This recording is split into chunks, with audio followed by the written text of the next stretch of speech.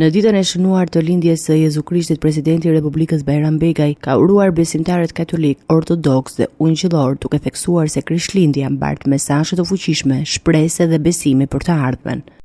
Është kënaqësi që nga këtu të uroj të gjithë besimtarët e krishterë gëzuar Krishtlindjen. Është një ditë e shenjtë që shënjon vlerat më të larta të besimit, të dashurisë, të solidaritetit, vlera në fakt që përfaqësojnë identitetin ton dhe atë çfarë ne njihemi botërisht të bashkëjetesës dhe harmonisë ndërfetare. Edhe kryeministri Edi Rama ka uruar besimtarët në këtë 25 dhjetor, duke shoqëruar mesazhin e tij me një imazh simbolik nga frontespici i veprës monumentale të Pjetër Bogdanit, Çeta e profetëve. Përmes këtij gjesti, Rama vuri në palë lidhjen mes trashëgimisë kulturore dhe traditës shpirtërore të Krishtlindjes në Shqipëri. Urim në këtë ditë feste ka përcjellë edhe kryetari i Kuvendit Niko Peleshi, i cili zgjodhi të ndajë mesazhe nga Korça, duke cilësuar qytetin si një simbol të festimeve të Krishtlindjes. Ai theksoi se Korça vijon të jetë një pikë referimi për qytetarët nga gjithë Shqipëria, ndërsa nënvizoi se shoqëria shqiptare ka sot më shumë se kurrë nevojë për mesazhet e paqes dhe vëllazërisë që sjell kjo festë. Është kënaqësi e veçantë që të uroj të gjithë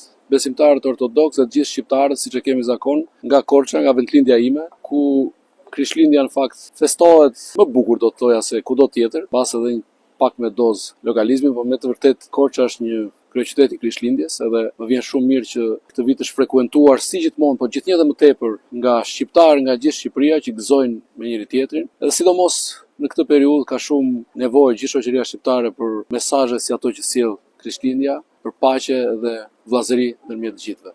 Gëzuar Krishtlindje për gjithë shqiptarët. Ndërkohë, kryetari i Partisë Demokratike Sali Berisha u ndal tek katedralja e Kishës Ortodokse Autoqefale të Shqipërisë, ku shpreh urimet dhe respektin ndaj drejtuesve fetar dhe besimtarëve ortodoks. Uroj çdo shqiptar që këtë ditë ta festojë me besim dhe shpresë për Krishtlindje më të mira vitin e ardhshëm. Gëzuar. Mesazhi urimi ka përcjellë dhe kryebashkiaku i Tiranës Erjon Velia, i cili përmes rrjeteve sociale theksoi se Krishtlindjet kujtojnë se drita i gjithmonë triumfon mbi errësirën dhe se shpresa lind edhe në momentet më të vështira. Ai u bëri thirrje qytetarëve për më shumë dashuri, mirëkuptim dhe besim tek njëri tjetri gjatë kësaj periudhe festive.